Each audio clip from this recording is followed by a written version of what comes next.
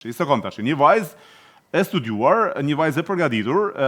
e diplomuar për avokate, me master, me nota të shkëlqyera, dhe sot nuk ka arritur në Shqipëri, realiteti i hidhur realisht sepse kam edhe unë vllajën tim të mbaruar avokatinë edhe kunatën time e mbaruar avokatinë edhe nuk kanë arritur me gjetë një vend pune, dhe është fakt dhe realitet ajo që po thot Fabiola sonte, kështu që në Shqipëri nuk mundesh me gjetë një vend pune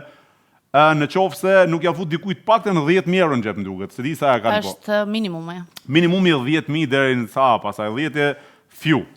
Por është një realitet i hidhur që duhet sulmuar dhe duhet zhdukur ky realitet nga njerëz të papërgjegjshëm, njerëz të padrejtë dhe njerëz që nuk e vlerësojnë meritokracinë, por vlerësojnë vetëm pjesën e hajnisë dhe financiare, siç është mësuar vendi jonë me kohë me sheku. Inshallah dash Zoti na ndihmon një herë për t'i larguar këta njerëz një herë mirë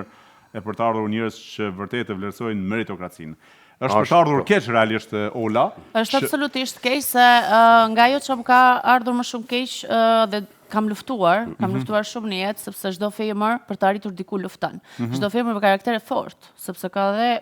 në ato firma që gjen në rrugë dalje më të thjeshtë, martohen me dikë të pasur, mendoj unë, të paktën edhe gjen një rrugë zgjidhje, shikojnë qefin, jetën, ama unë kam dashur të forcoj një karakter timin gjatë gjithë këtij rrugtimi, dhe të jetë si para vetë dhe me kokën lartë, absolutisht,